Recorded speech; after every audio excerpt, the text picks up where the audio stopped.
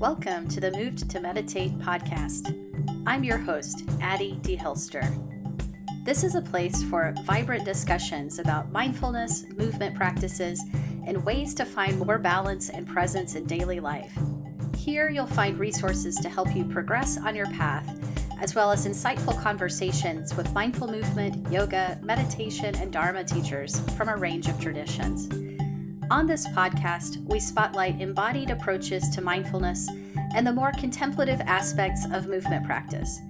Listen in and connect to a community of like-minded practitioners.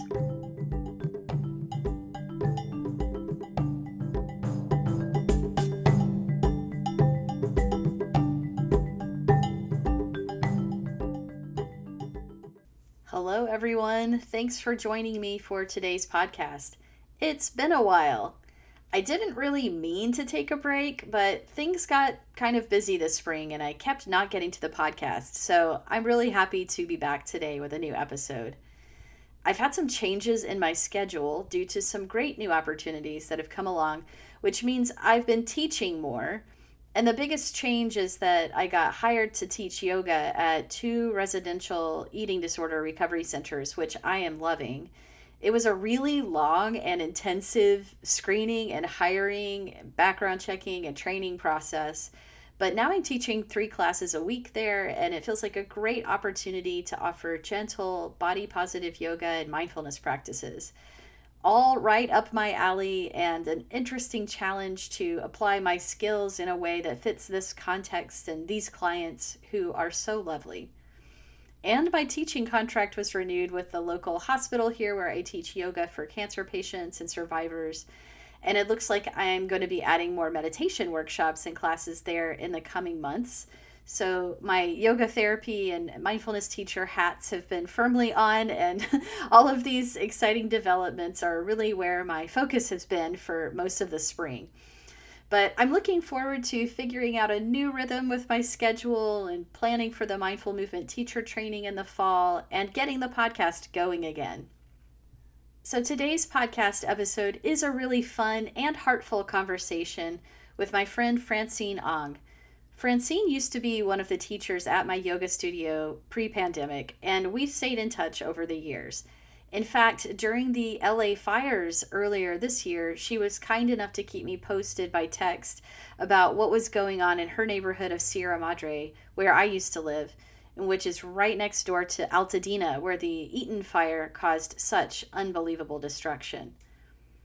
Knowing that Francine has continued to offer yoga and Qigong classes in that area in the aftermath of the fires, not to mention during the current political environment and crazy times we're in, I thought it would be meaningful to have a conversation about what it's like teaching and practicing during times of crisis. We talk a lot here about our favorite practices, how they all fit together, and we share some stories about how we approach teaching when things are especially intense. And we giggle a lot. And because Francine and I are leading an in-person retreat in LA together this September, we talk a bit about why we both value stepping away for that kind of practice and why we'll be holding this retreat in partial silence and also including a wide variety of practices from meditation to yoga and Qigong to sound bath and yoga nidra. If you're curious, after hearing this conversation about joining us, you can learn more about the retreat at francineang.com/2025retreat. And of course, all links will be in the show notes as usual. And even if this retreat is not in the cards for you, this conversation might just plant a seed or stoke your curiosity for an experience like that in the future. Let's lead into this chat with Francine's bio. Francine Ang is a healer based in Sierra Madre, California. She teaches yin yoga, restorative yoga, and Qigong at several yoga studios in the greater San Gabriel Valley. She received her 200-hour yoga certification from Spiral Path Yoga Center in 2018, and in 2019 she received further training in yin yoga and restorative yoga therapy. In 2022, Francine was a graduate of Moved to Meditate's Mindful Movement Teacher Training Program. Along with becoming a Reiki master practitioner, Francine has developed her unique blend of heart centered and organic, empowering, healing yoga classes, helping individuals to rebalance, restore, and reconnect. Okay, I hope you will enjoy and find some inspiration in this episode. On to my talk with Francine. Okay, hello everybody. Welcome. I'm here today with my friend Francine Ang, who I have known for several years. We met through my studio Spiral Path, probably in 2017 or 18 or somewhere around there. And she trained with us at the studio and then soon started teaching restorative yoga with us. And has always been a part of my yoga community ever since then. And her teaching activities have definitely expanded since those times, and her practice as a Reiki healer has as well. And now she's also a Qigong teacher. So, Francine is someone who is always really dedicated to these healing art practices, and I always enjoy getting her perspective on things. So, today, we're going to chat about some of the challenges and joys of teaching and practicing in these tumultuous times and see where it takes us. So, welcome, Francine. Thank you, Addie. It's so fun to have you here on the podcast with me. Yeah, it is fun.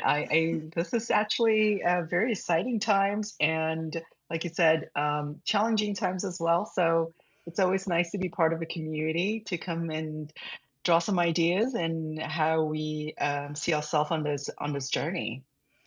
Yeah, I can't wait to just kind of pick your brain a little bit. But let's start with just a little more about your background and where you come from with your teaching and how you started your practice, and or just really anything you want to share with us about yourself.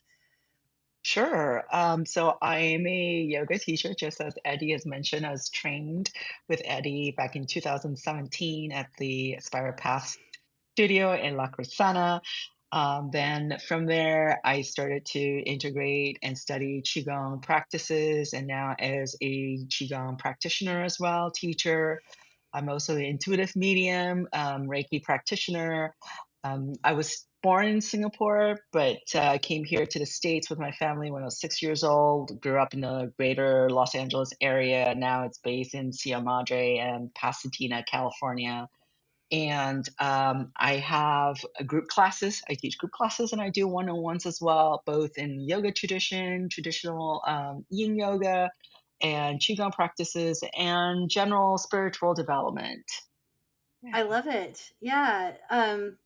I may be remembering this wrong. I hope I'm remembering this right, but I feel like when I first met you or you were introducing yourself in teacher training, you mentioned that part of your story was spending time in Tibet for a while. Am I remembering that correctly? Am I making that up? Yes. No, you have great memory. Yeah. For a number of years, so I grew up in a Buddhist family. So my family is a very traditional Chinese Buddhist family, heavy on the chanting, heavy on prayers, heavy on weekly activities at the temples. And that also is a big part of my Chinese culture, how I still feel connected to my Chinese culture in this country. So when I had the opportunity to travel after college, I took that opportunity and spent some time overseas, mostly in Asia, specifically China and Tibet. I did spend about a year in Tibet at a Tibetan monastery. And yeah, so all that was a big part of my spiritual development, my spiritual journey as well. Um, because intuitively in my family as I was growing up, it's just a really big part of what I was exposed to. So there's always been these kind of greater questions of our spirituality that I'm always seeking out. So that was the first exposure, real exposure in besides the internal family development in a more of an organized space would be in Tibet at a Tibetan monastery. Yeah, so I was I was there for about a year. So I did remember that correctly because it did make an impression on me. It sounded like quite an amazing immersion. And were you there practicing full time at the monastery, or were you doing other activities? Like, how did that look when you were there? Yeah, so that was a really interesting process. given the fact that I didn't really have legal status to remain in China for that long. So it was one of those like kind of situations that I kind of fell into. I was visiting this monastery and just got to know with the monastics there, and they had this school of basically kids that were being brought to them for education. There's really no structure for these kids who live out in this sort of kind of the countryside of Tibet. And so the government is kind of far reaching. They don't really have kind of facility to help with these children.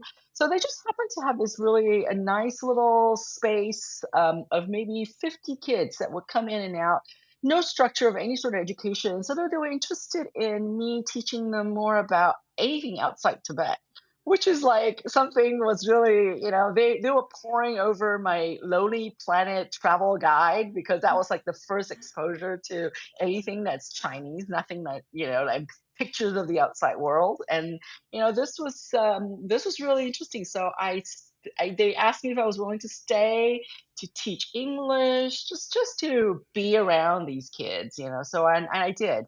So that whole process started that way, and then slowly, obviously, the school is so much part of the temple activities. I then started to really get involved with the temple activities as well, the monasteries and the monastics, and just sort of kind of starting to develop this joy of the daily monastic life there with them. So yeah, so it's just kind of evolved organically. I never really planned to stay that long. It just kind of slowly evolved into the 1 year stay.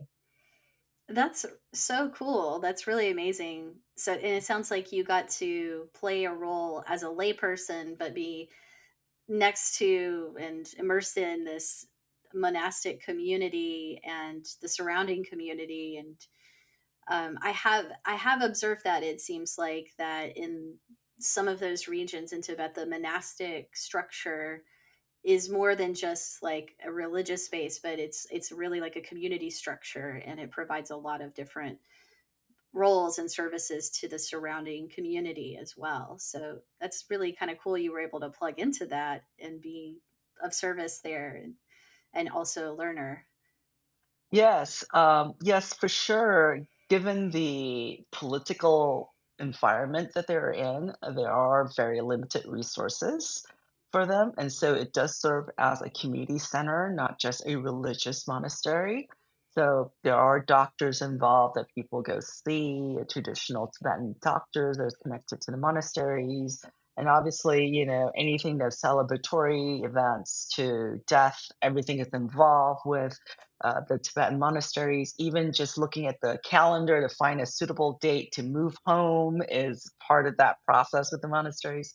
So, yeah, it was a really eye opening learning process from a lay person, and super grateful for them to be even open to me to let me see sort of kind of behind the scene of the monastery, being an outsider, not just an outsider, but an outsider from a different world, Someone different who grew up country. mostly in the US and Yeah, mostly in the US, and they find it fascinating that I was fluent in both language, the Chinese, and because they did speak mostly Chinese, even though they did speak Tibetan, but they did was required to learn Chinese.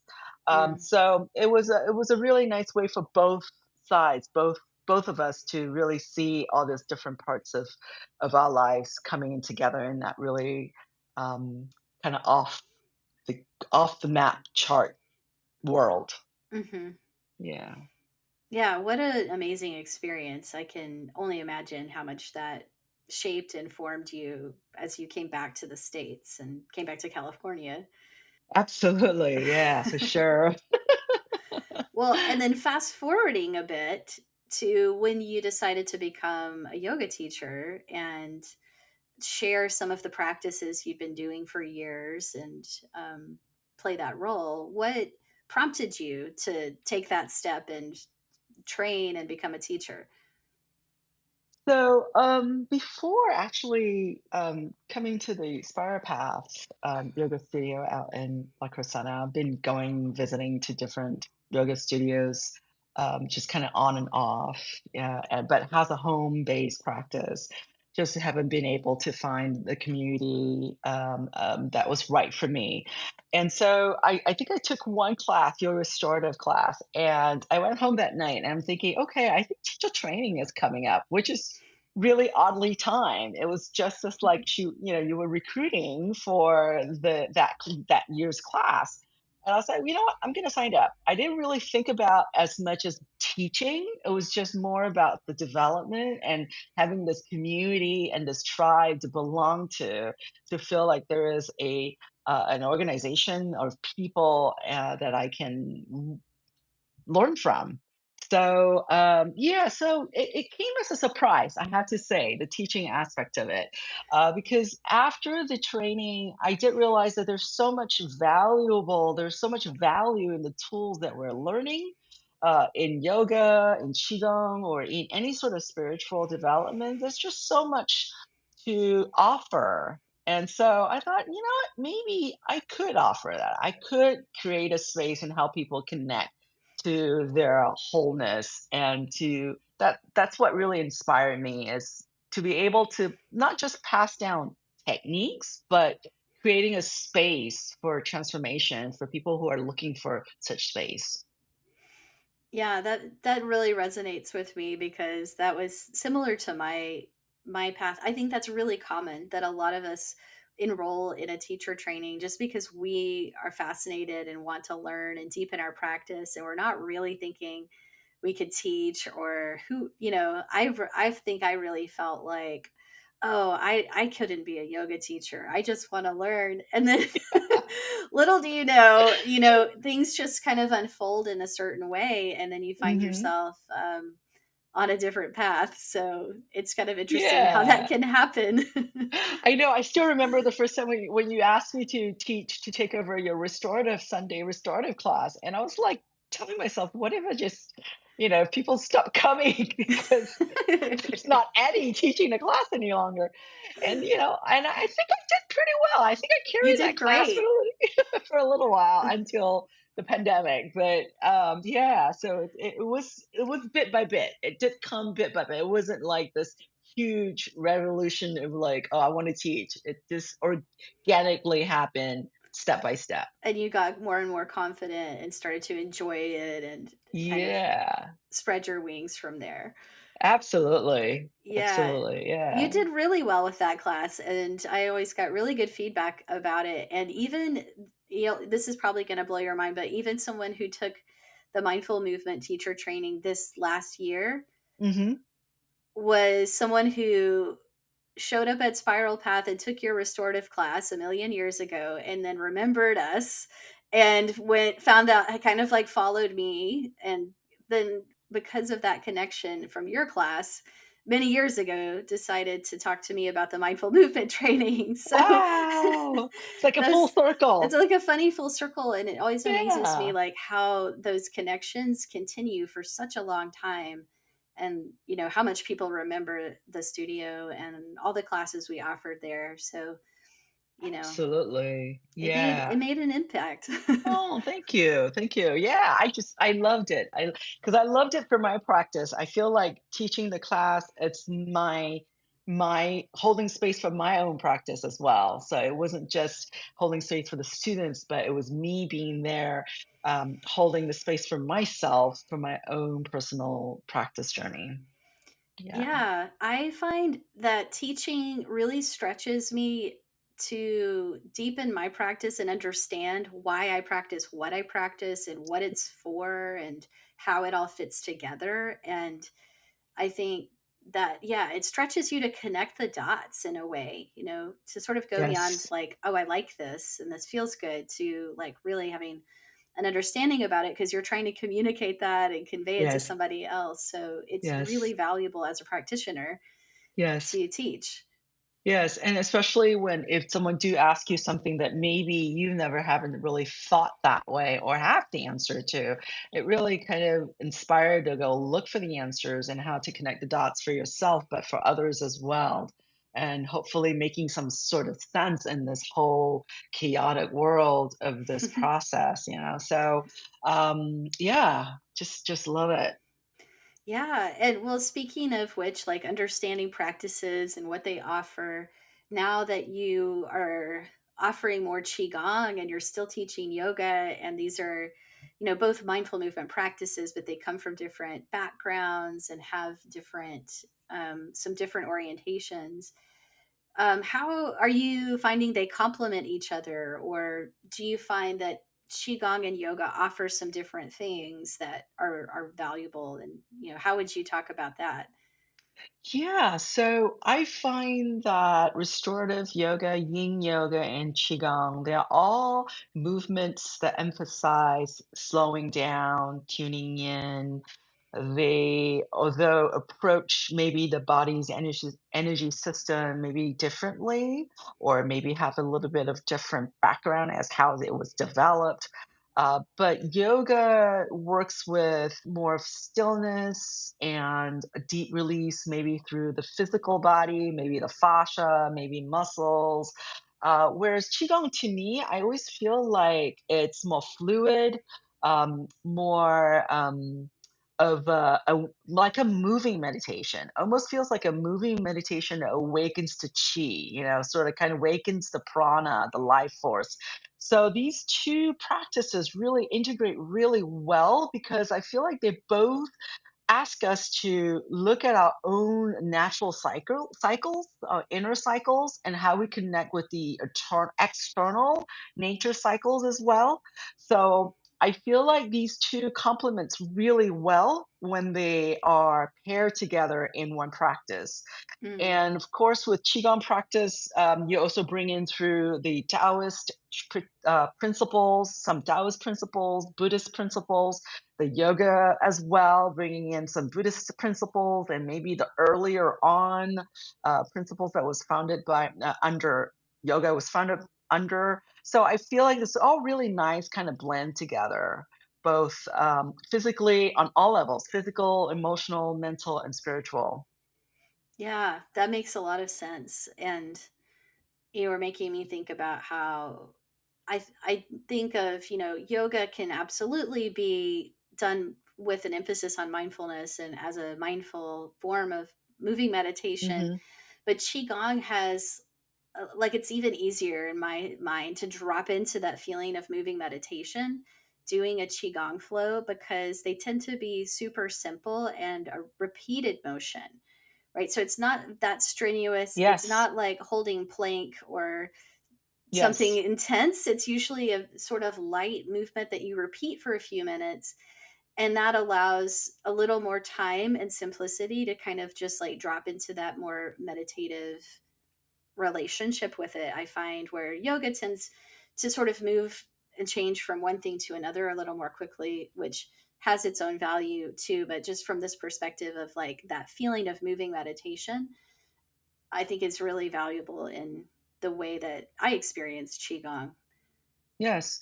Yeah, actually, I have a Qigong student who was practicing yoga and I would say more the active yoga traditions. So they haven't been really being exposed to the yin yoga or the restorative. In fact, her first thing is, I think I have to get over this fear of props. And I said, oh, yeah, I think you have to. If you want to do restorative or yin, that would be very Yeah. helpful. Yeah, that would be really helpful. I said, "Here, let me help you with these props." And so when she started to shift over to some qigong practice, she kind of find a really nice balance between the restorative yin and the active yoga that she was doing. She felt like it's a nice balance, and I feel like that's also a really nice way to think about it for people who still want to be physically moving, like moving but slower. But Hmm. not 100% resting, or maybe 90% resting, like restorative of yin, they can have a really nice practice with that qigong. And I always say that qigong basically emphasizes and awakens the qi that allows you to rest even more fully in your yin pose or Yeah, restorative pose. So it's such a nice, complementary practice that really deepens the whole process for you. I agree. I think it's a really nice preparation for the Hmm. stillness of meditation or a yin yoga pose or restorative practice. It really does. help you to release a lot of the like restlessness and agitation, or to wake up sensations in parts of the body that have been a little bit like we've been unaware of them. Yeah, Right, and for it sure. just sort of creates a sense of balance that Yeah. makes it a lot easier to practice some of those forms of stillness. Hmm. Absolutely. Yeah. Absolutely. Yeah. How are you enjoying the mentorship with Mimi Quodemer? I did that last year and you're doing it now, and I had a great time. So I'm curious how it is for you. Yeah, I am having a lot of fun, actually. Our small group of people, the little breakout groups that we have from the course, has been really interesting because they all come from very different backgrounds. So it's really nice to see other people's perspective about, and other parts of the country actually bringing Qigong into their community. And Mimi herself is such a informed and deliberate teacher with Qigong. And what I mean by that is she's this, it's not just the techniques, she talks about the techniques, but she also wants you to move off from just how the hands posture is like, where is this hand supposed to go? How about feeling the process, feeling one movement to the next? So I feel like there's a lot of emphasis there from her, and it's great to also she's bringing in so much of her lineage, which is really interesting to hear her story about her own training from her own lineage. So it's been really a lot of fun. Yeah, for sure. She is, yeah, such an amazing depth. And I like that description of her teaching as very deliberate. Yeah, I get that feeling too. It's so intentional and Hmm. so thoughtful. So it's great to hear you're enjoying that training program with her. I know I Yeah. did.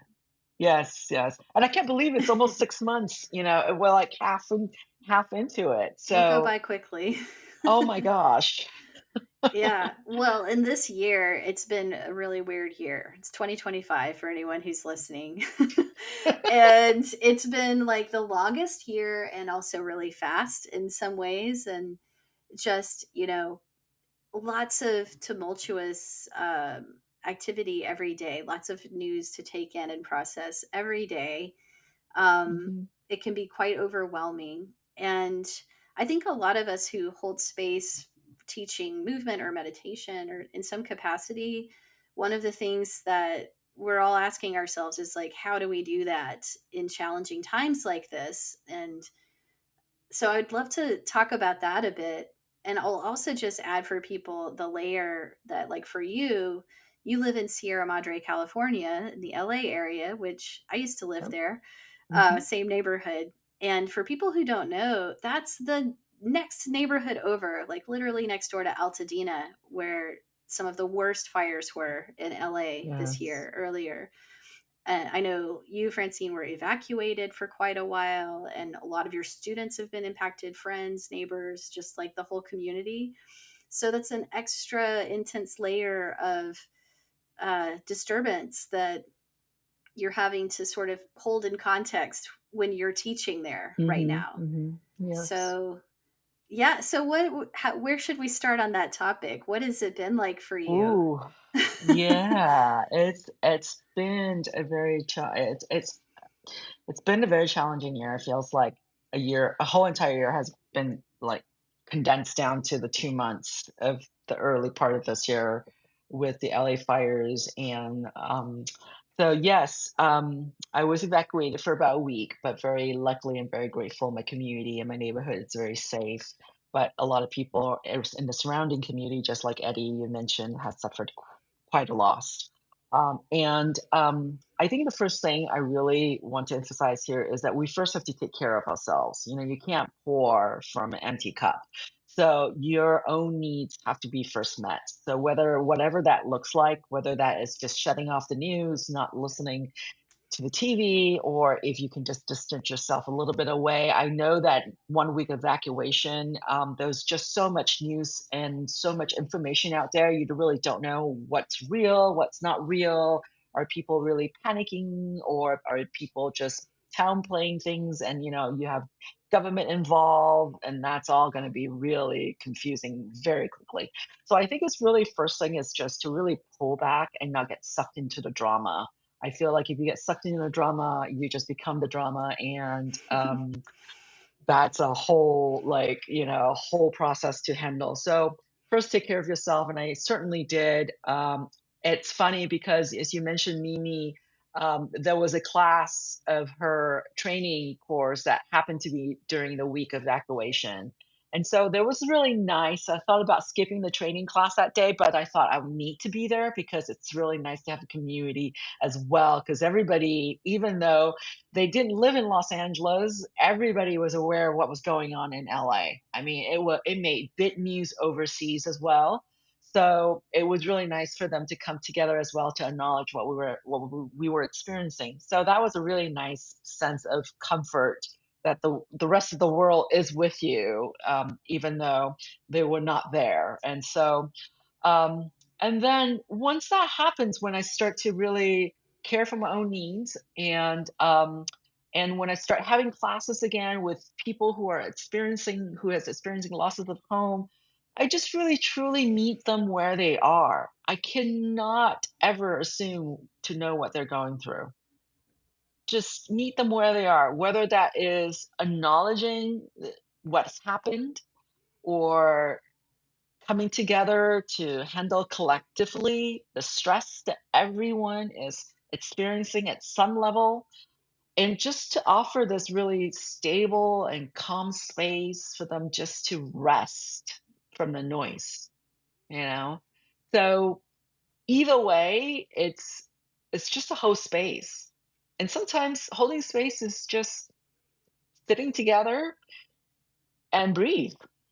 Hmm. You don't even have to say a word. You don't even have to mention anything about the fire, and people just need to be in a presence of space where there's just enough container for them to feel safe, for them just to rest in presence, just to be there in present, in the presence. So, yeah, I think oftentimes we get caught up with all the noise and the chaos, um, and and it's all up here, right? It's all in the brains, it's all in the Hmm. head, and then the head starts to evolve with these stories, and these stories get bigger from one episode to maybe 20 episodes of all these drama in your head.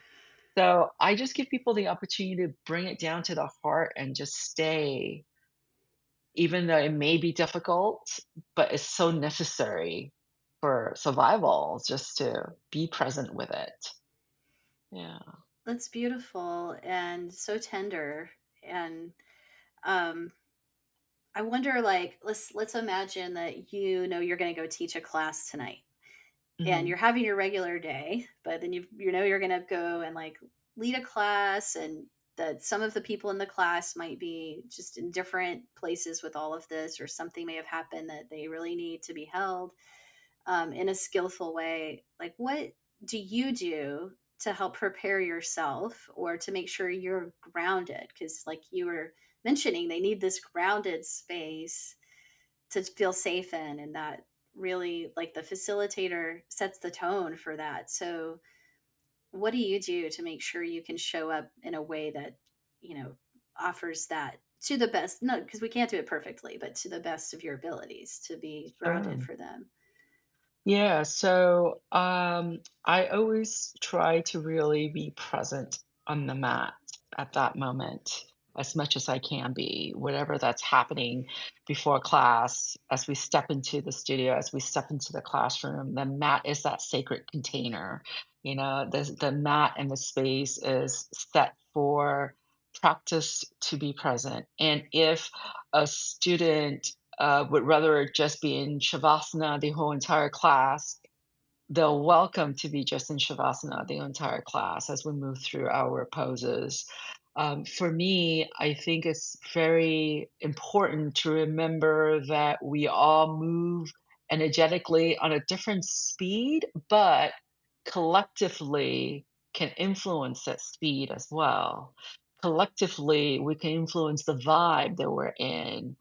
So, um, as we're present with the students who are experiencing such losses, oftentimes they just want to know that normalcy will return. Mm. So being in a class is part of that norm, being normal, bringing normalcy back. Encouraging them to commit to their weekly practice is also a way to slowly bring back the way life was. Maybe not 100%, but at the very least, little bit steps towards that. And suffering is inevitable. We all know that. That's not something we all can escape, and there's no magical pill. I always like try to say, there's that blue pill, the red pill, which one you will take? So I mean, I wish that was a very simple way of disconnecting. But oftentimes I just say stay with it, stay with the suffering. And even if that comes out in tears, screams, cries, whatever it shows up, shaking, anger, that is it. That is the process. And I am there to hold that container. I'm able to just sit there and just receive. And just remember, none of this can be done alone. We need our community, we need our tribe to help us through all of this. So, connection with tribe and community is super important. And a yoga class is the way to stay connected to your tribe and community. It's a beautiful way to be in community. And Yeah. it's like what you're describing is just such a spacious container for people to be, wherever they are on the emotional map that day. Yeah. And that it's all welcome. And it's not that you're trying to invoke a particular feeling or a catharsis or like get people to feel a certain way or fix what people are feeling, but that Mhm. just so healing to just have that space to be present with what is, to be as you Yes. are, you know. Yes. Yeah, absolutely. And, sometimes I would be in a class, in a situation, and I wouldn't even say anything, just moving through the poses. It's just very silent. It's all about just them being present with the space there's no fixing involved here. It's just being. So I think that's really important to remember. Yeah. I love that. You're making me think back to when we very first opened Spiral Path. It was Peggy and me and a third partner, John. John sadly passed away about 8 days into Spiral Path's Wow. opening. Yeah, Wow. suddenly, it was very shocking, just a sudden, unfortunate passing. And he was our friend. He had trained with us, and he was teaching like 5 or 6 classes a week. Like a lot of the students loved him because Wow. it was a studio before we took over from the previous owner, and a lot Mhm. of us had been involved. So there was a lot of continuity. There was already a community Yeah. there, and so we had to kind of like cancel grand openings and turn it into something else to honor what had happened and to honor John's presence in the community. And it was Sure. really interesting. Like there were conversations about like, should we bring it up in class? Should we acknowledge it? Or like Mhm. it's New Year's and there's new people who've never met us before and they're coming in and they're going to come in and be like, why is this like a funeral? And it was, how do we handle this? And Yeah. so it was very interesting. And what we kind of settled on was like, it's just what's true and we have to acknowledge it. It's just the context that we're working in. Mhm. It doesn't have to be what every class is about, Mhm. through and through, but we had an altar for him and people could leave, little items and notes for him. We left that up for a while. And in some classes, like the classes that he had been the teacher of, I Sure. think Peggy took over one of those, and they would just kind of like speak and sit in a circle and speak and like remember him and Yeah. have little kind of rituals like that for a while. So it really depended on the teacher and the class and the context, but it was beautiful to watch the teacher community and the student community so early on in Spiral Path, to really like handle and move through that. Sure. And it was interesting that, like, even years later, there were people who were like, yeah, I was brand new and I didn't know what was going on, but I came in, but I felt such care.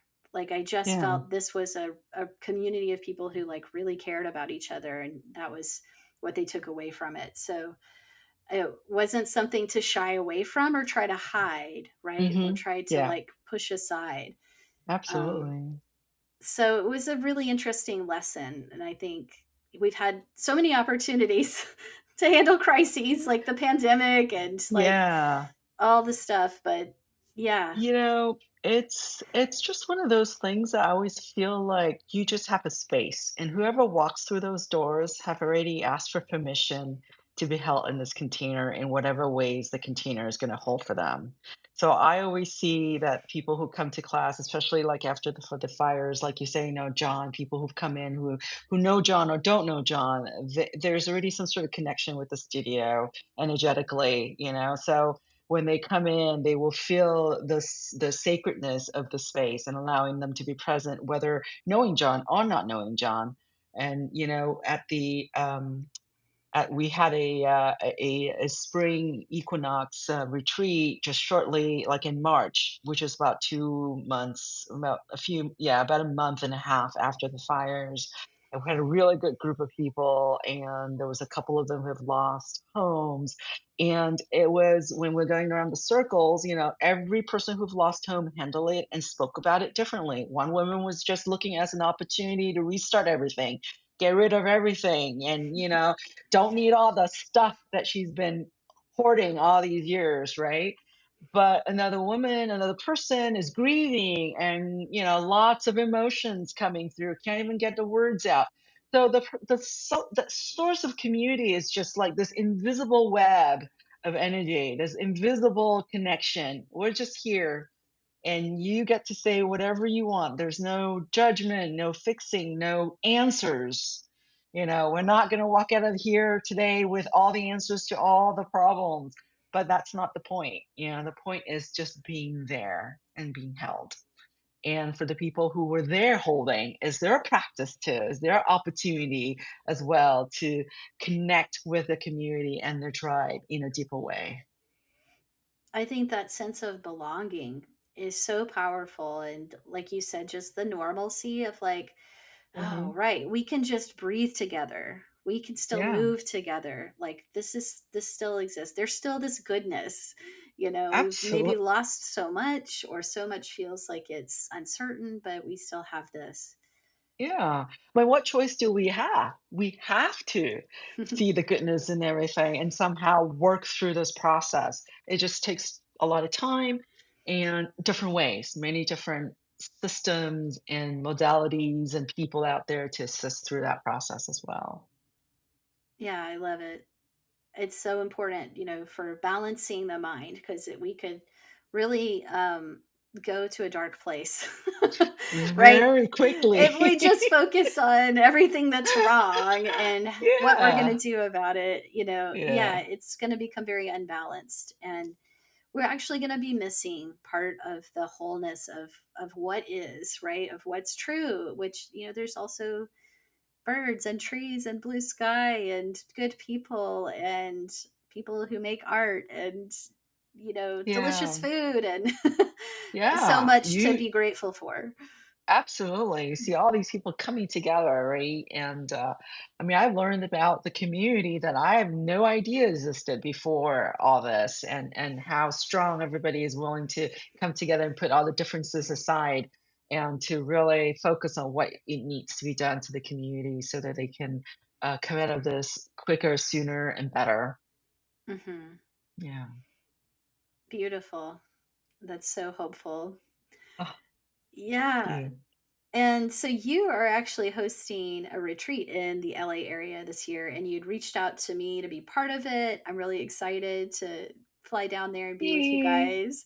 And we both practiced on retreats ourselves individually, taking the time out to do that. We both know how beneficial that can be to kind of step away and invest some real time in a practice. So I'm wondering if you can talk a little bit about your experience, like maybe with someone in mind who has never done that, like gone on a multi-day retreat. How would you Hmm. explain what it's like and what you get out of that? Yeah. I love retreats.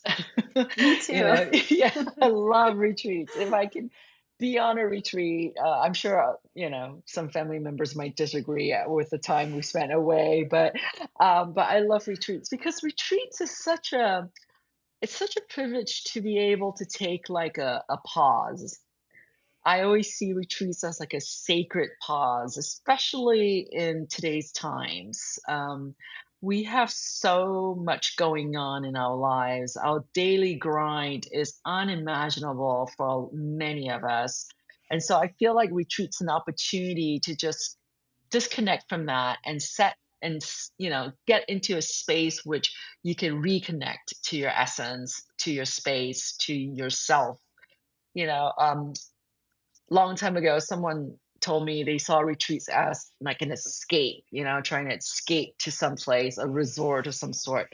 I don't see it as quite as escaping. I feel like it's more about arriving into a space where you can fully be with yourself, just yourself, because you can slow down, you can move mindfully. You're going to have practices that allow you to reflect and rest. These are all opportunities, powerful opportunities for us to come together with people who are on the same path. Retreats can be quiet, very introspective, but also be filled with laughter and connection with people. So I feel like the retreats are just a sacred space and time where we just disconnect with our external world and just come internally. Because as we know, we can only hear our internal voice, our internal wisdom through silence and stillness. The chaos and the noise outside is just too much. We can't process any of that when we're in that kind of environment. So that's how I see retreat, is just to really go deeper in our spiritual practice, both physically, emotionally, mentally, and of course, spiritually. So, I yeah. appreciate that distinction about arriving versus escaping. And it is a good point because there's a lot of different kinds of retreats. All could be good, but there's some retreats that are very much more like a vacation kind of Yes. experience where you maybe Hmm. have like a yoga class, but you go on tours, you go ziplining, like have Yeah. gourmet meals. And then there's like a whole way other end of the spectrum retreats that are very austere and very much like full-time meditation and Sure. silence and just, very monastic, right? Yes, that's right. Ours is probably a little more in the middle, but it is a practice retreat. It's probably a good it's a nice, we think, a fun and well balanced Yes. retreat Yes. with a lot of practice, but some space as well for really just being and enjoying. But I think that's a good distinction because if people are hearing retreat and just thinking like vacation, Hmm. it's not quite that, right? It No. is a little more Yeah, focused on like how do I arrive back in, who I am when I'm not in all of these roles that I have to play every day. that's right. Yeah. Absolutely. You're right, Eddie, because if you really think about it, you know, um, you get all these brochures from all these places that shows all these retreats out in Costa Rica, beautiful beaches, wonderful, and that serves a purpose as well to a certain group of people. But our retreats is somewhere in between because we're going to give them a taste of a little bit of silence. And but then at the same time, we're going to give them these beautiful, yummy, delicious, practice of yoga, qigong, yoga nidra, sound bath, so a little bit for everything. It's a really nice intro for people to take a few days just for themselves, and to give them the opportunity just to also kind of like a buffet line of things for them to taste and discover what they really they resonate with. Yeah. Yeah, I love that.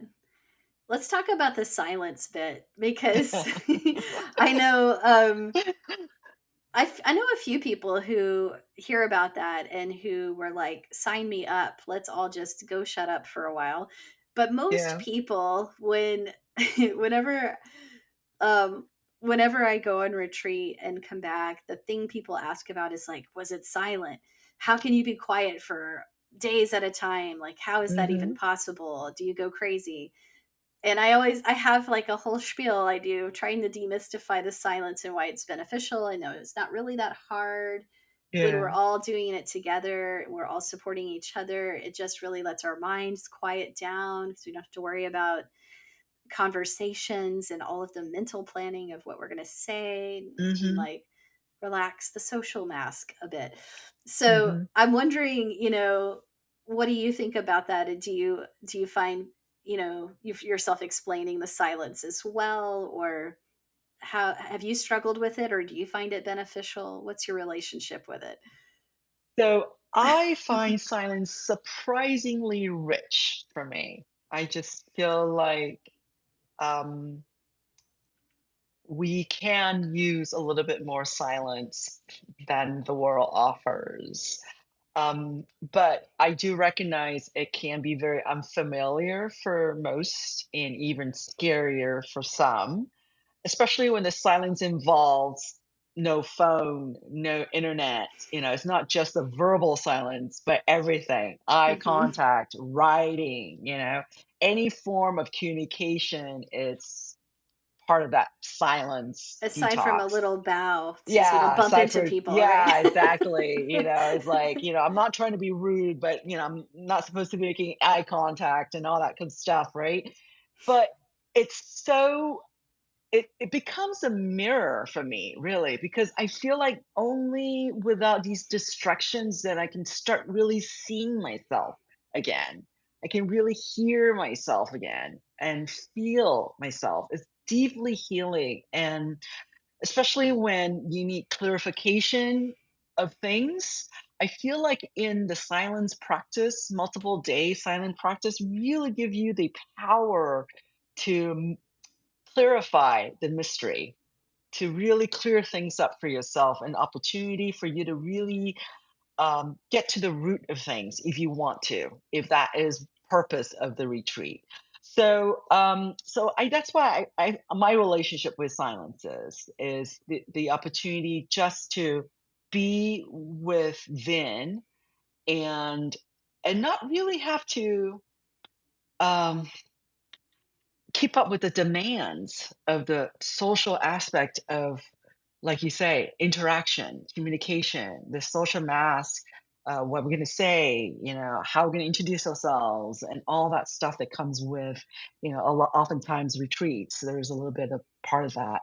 So yeah, I do look forward for all those moments of silence and kind of a detox, a tech detox as well as we will call them today. I think probably we all need that. Oh yeah. On some level, right? I mean, it's just Ugh. like even if it's not just multiple days, at the very least, maybe a couple hours a day, be just letting that all go Mhm. for a moment. The sanity that we need to carry on is so crucial to our survival, and the only way to do that is really through letting go of that communication process. Yeah, and it's like we sit down to meditate and wonder why our minds are so active and so restless and so busy and why we can't stop thinking. I It's like, know. well, right, we're not creating the conditions for that because we're That's so right. hooked up all the time and we're getting so many messages and pings and we have so many responsibilities and so many unfinished conversations and emails and texts and Yeah. the whole thing. So it really supports deepening of practice when we can just push pause, mute some of that for a while, right? And Yep. just like set it aside. It will still be there. Um, Yes. Don't it worry, will be all just those fine. messages will all come back. It's not gonna But disappear. it's so refreshing. I find it like very refreshing and just so nice to take a break from that and Mhm. things really quiet down. Um, and it's like a deeper rest. Yeah, absolutely. And, our retreat, the retreat that you and I are going to be teaching in September is part silence. It's not Not the whole 100%, time. not the Yeah. whole time. It's just to give people a bit of a taste of what Yeah. is it to be like in silence. And that will hopefully give them, a little bit of encouragement to maybe further investigate the process and deepening their experience in the future in silence Mhm. retreat. So yeah, so we're Yeah. we're we're, we're kind of balancing out both worlds, We right? wanted to have a little bit of the social aspect as well, where people Hmm. could, connect and chat and share. So that's Absolutely, why, yeah, yeah, yeah. yeah, It's interesting though, the silence sometimes can be really intimate and like deepen the connection to people through nonverbal ways. Like maybe it's energetic, but there's something about being with people in that way where we're not talking, but we are very present, that we yes, sense each other so differently and um, come to know each other in a different way. yes. It's really like, I don't know about you, but like for example, when I used to see, meal times, like, culture, meal times is like a social environment, like, lunch break, you're with your friends or with coworkers, and there's always interaction talking about each other's days and lives over a meal. So when we go to a silent retreat over a meal, every single movement you're containing in that really quiet space, and you just feel other people's groundingness, their groundingness holding the space to allow us just to eat in silence. It's very powerful, even if you're just staring into your bowl of food and not looking around, but you feel like the space is just so grounding because everybody's so present with just eating, not thinking of all the other chores and things they need to do, but just present with their meal because they're afraid if they drop something or they bump somebody. So they're so present with just intaking their meal. So there's a sense of very empowerment of groundingness, I feel. Yeah, Yeah. that energy is shared, and Yes. I'm sure there's a nervous system co-regulation aspect to it as well. Sure. But it's like it can work the other way too. Like I notice myself if my husband, if I see him like pick up his phone, if we're sitting on the couch, we're watching TV, if he picks up his phone, there's a little part of my brain that goes, "Oh, should I check my phone?" Right? Yeah. Check yourselves, people. I know. See it when you see someone doing something like that. Does it Yeah. make you, we mirror people, right, that we're around. So when we're on Absolutely. retreat, that works to our benefit. We can Yeah. all help create that retreat like environment for each other and co-create that Yes. meditative Yes. space. Helps us Yes. in yoga class too. It's part of the power of practicing with people together in movement or Abs meditation or qigong or whatever. Yeah, absolutely, and it's a commitment to this, You're committing yourself for a few days, and that's just your commitment of practice, in the olden days, these retreats could be months long. I mean, they're still months long, but, Hmm. there is time restriction, so, we're short 5 days retreat and giving people space to really mirror themselves, an opportunity to really come to their presence. But yeah, absolutely. I've talked to my husband Jack about these retreats as well, and he can never understand it because he can't part himself from his phone more than like 20 seconds. Um, so he's like, 5 days of no phone. Oh my gosh, is there no Wi-Fi? I go, well, yeah, that's done on purpose. So It's helpful. Some of us find that very helpful. yes, absolutely. Yeah, definitely. Oh, I can't do anything because there's no Wi-Fi. So That's good. yeah, that's a And then that's a good that's a good, thing. and you get to tell everyone before you leave, I'm not going to be available. Yeah, If yeah, there's an absolute emergency, you can call the retreat center and they'll find me, but you can't reach me on my phone. You can't text me. I have my yeah. out of office responder on my emails. I'm out. Yes, me too, me too. And my coworkers are like, after I get back, they're like, "So you didn't have your phone?" I go, "No, we just turn in our phones if you want to, or you just tear it off and stuff it into the bottom of your luggage, and that stays there for the next 5 days? Goes, really? And you didn't have the urge to go look for it? I go, no, not one bit. I mean, maybe there was moments of like, oh, I wonder if I just do a quick check-in.